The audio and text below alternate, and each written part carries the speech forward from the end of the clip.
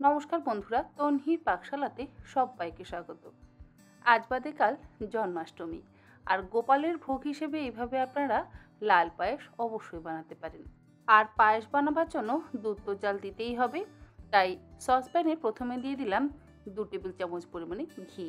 ঘি দেওয়ার পর এখানে দিয়ে দিলাম 750 মিলিলিটার দুধ। ফুল ক্রিম দুধের ব্যবহার করেছি। আর দুধের মধ্যে দিয়ে দিলাম 2টো ছোটো এলাচ। ছোটো এলাচের দানাগুলো আমি প্রথমে হামালদিস্তাতে গুঁড়ো করে নিই, সেটা ব্যবহার করেছি, পরে খোসাগুলো ওপর থেকে দিয়ে দিয়েছি। দুধটা জাল দিয়ে একটু ঘন করে নেব। অপর দিকে আমি পায়েসের জন্য চালটা ধুয়ে নিয়েছি 25 গ্রাম গোবিন্দভোগ চাল। চালটাকে 3 থেকে 4 বার জল বদলে ধুয়ে নেব।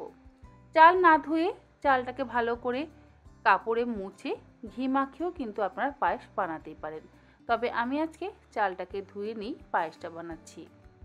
চালটা আমার ধোয়া হয়ে গেছে, চাল কিন্তু আর ভিজিয়ে রাখলাম না। দুধটাও ভালো মতন জাল দিয়ে নেওয়া হয়ে গেছে। মোটামুটি মিনিট 3-4 সময় ধরে আমি দুধটা জাল দিয়ে দিয়েছি। এবারে ধুয়ে নেওয়া চালটা দিয়ে দিচ্ছি। গ্যাসের ফ্লেমটাকে লোতে রেখেই চালটাকে দুধের মধ্যে দিয়ে ভালো করে ফুটিয়ে সেদ্ধ করে নেব। চালের মধ্যে আর ঘি মাখালাম না। অন্যান্য সময় আমি চালের মধ্যে ঘি মাখিয়ে তবে দুধের মধ্যে ছাড়ি, তবে আজ যেহেতু পরিমাণে কম, পায়েসটা বানাবার শুরুতেই তো আমি পাত্রের মধ্যে প্রথমে ঘি দিয়ে দিয়েছিলাম, তাই আর এখন ঘিয়ের ব্যবহার করছি না। যদিও অবশ্য পায়েসের পরিমাণ বেশি হয়, তাহলে চাল একটু ঘি দিয়ে মাখিয়ে নিয়ে যদি পায়েসটা করেন, তাহলে চাল কখনোই গায়ে গায়ে লেগে যায় না, বা নিচেও মানে কড়াইয়ের নিচে বা পাত্রের নিচে লেগে যায় না। গ্যাসের ফ্লেমটাকে লোতে রেখেই আমি বারবার করে নেড়ে চেড়ে চালটাকে সেদ্ধ করে নিচ্ছি। যেহেতু স্টিলের পাত্র, তাই বারবার একটু নেড়ে দেওয়ার যথেষ্টই প্রয়োজন আছে, তা না হলে আবার নিচে থেকে পোড়া লেগে যেতে পারে। আর পায়েসে যদি নিচে থেকে পোড়া লেগে যায়, তাহলে আবার একটা বাজে গন্ধ বেরোবে। তাই জন্য ক্রমাগত একটু পায়েসটাকে নাড়তে হয়।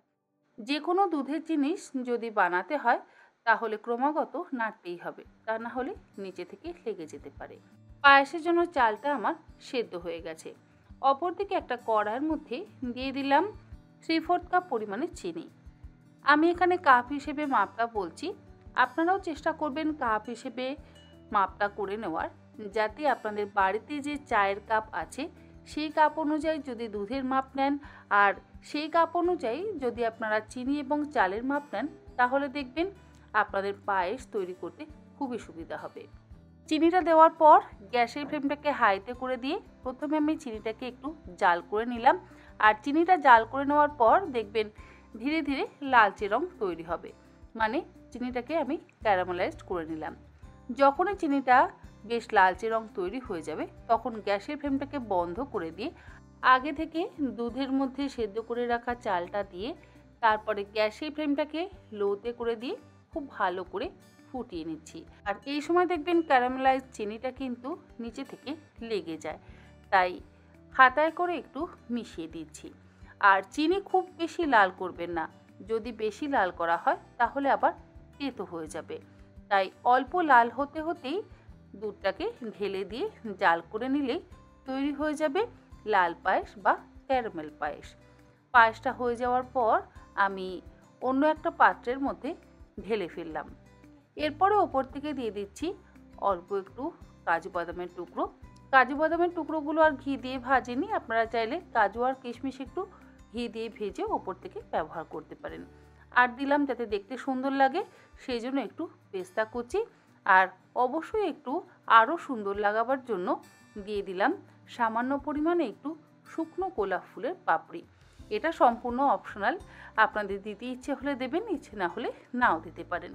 যেহেতু ঠাকুরকে ভোগ হিসেবে নিবেদন করছি, যত সুন্দর লাগবে আপনাদের মনটাও দেখবেন ততটাই ভালো লাগবে।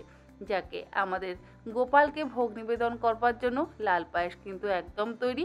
আশা করি রেসিপিটা আপনাদের ভালো লাগলে আপনারা অবশ্যই এইরকমভাবে পায়েস বানিয়ে গোপালকে নিবেদন করুন। আমার মনে হয় আপনাদেরও ভালো লাগবে, আপনাদের নিজেদের মনও সন্তুষ্ট হবে। আজ তাহলে আসি, আবার হাজির হয়ে যাব অন্যদিন অন্য কোনো রেসিপি নিয়ে। ভালো থাকবেন, সুস্থ থাকবেন, ধন্যবাদ।